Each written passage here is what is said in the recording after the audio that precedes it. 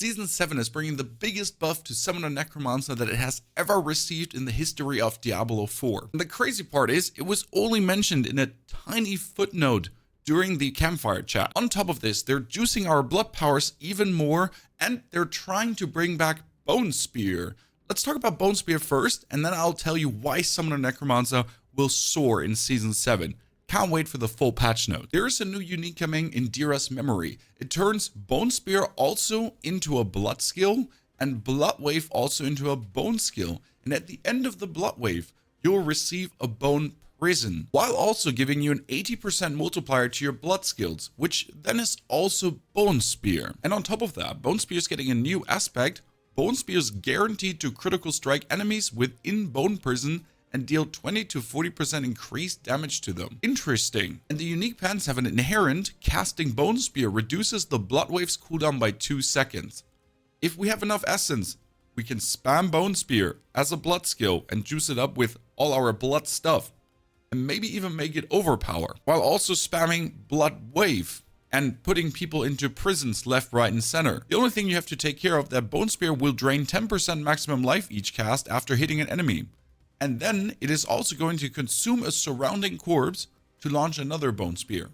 We need a lot of lucky hit to make corpses, to shoot Bone Spears, to somehow also restore life, and then completely obliterate our opponents. And the obscene part is, they're changing Rathma's Vigor, which makes a blood skill overpower.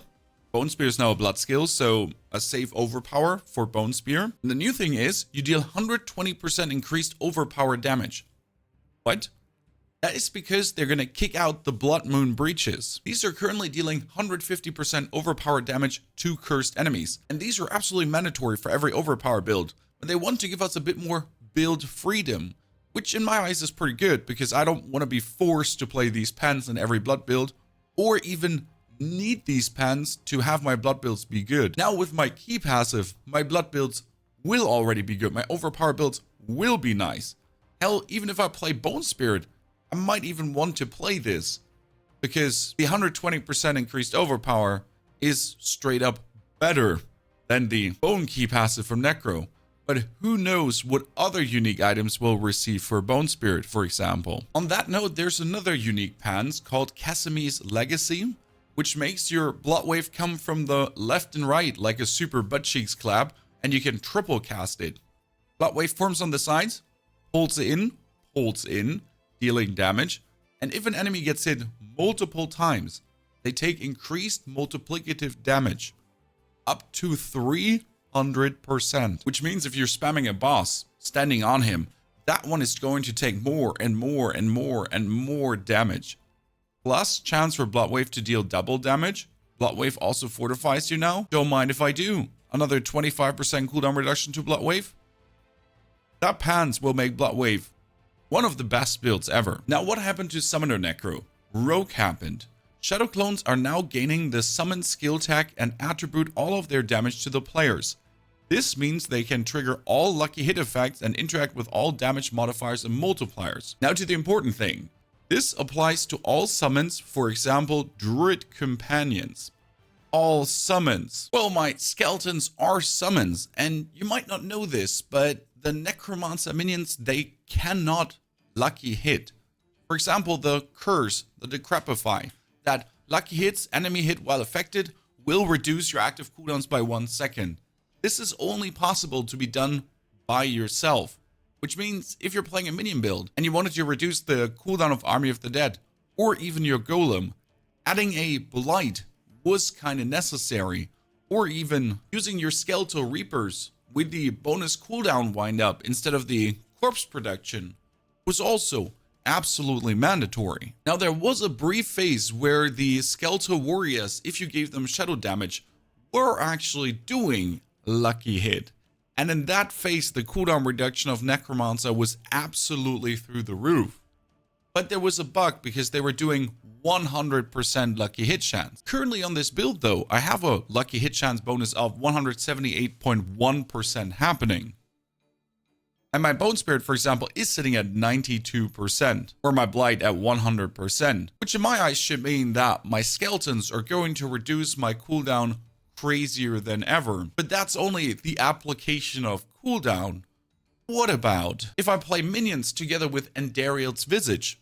Can they now trigger my Lucky Hit Poison Nova effect and launch Poison Novas? Or in general, any Lucky Hit effect. Concussive Strikes, Lucky Hit, have a chance to daze enemies, do 20% more damage to dazed enemies.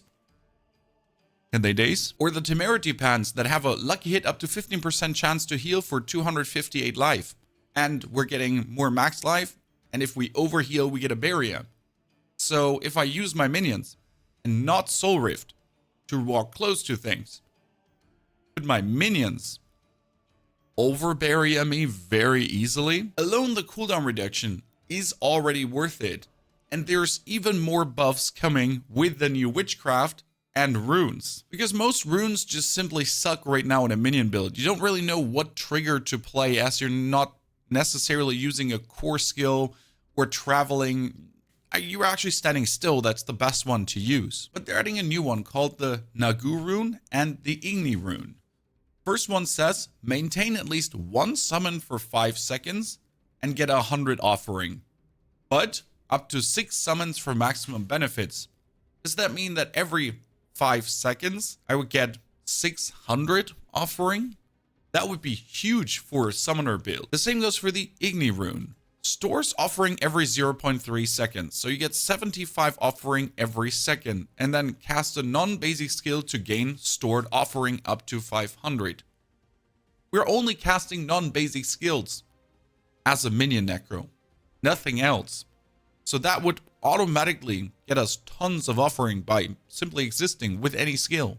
Not only that though, there's a witchcraft power coming in Season 7. After casting an ultimate skill, Soul Rift or Army of the Dead, your minions are empowered with dark magics, growing larger in size and dealing bonus damage, lasts 15 seconds. At rank 11, your servants, minions, and companions gain 100% critical strike chance while enlarged. Don't mind if I create an army of oversized minions. Plus, one of the new gems that you can put into your rings that also provide armor and resistance to all elements. Your summons deal 25% more direct damage to hexed elites. Love to hear it. Going to be an absolute menace. What are you more excited about? The Blood Wave Butt Cheeks collabs or the wave into Bone Spear? Maybe Bone Spear being back in action finally with even more buffs, as the Blood Bone Spear will finally profit from every single blood bonus you take. This 4 ranks to Tides of Blood is multiplicatively increasing the Bone Spear damage. Not only every bone multiplier, also every blood multiplier. And the same goes for Blood Wave because it's a bone skill now too. Or we're rather pumped for Minion Necromancer finally being better than ever. We haven't even seen the full patch notes yet with way more changes. I can't wait. If you want to see the full Season 7 overview, there's the video showing it off to you. Or rather the best Season 6 Necromancer. Enjoy and have a fantastic good day.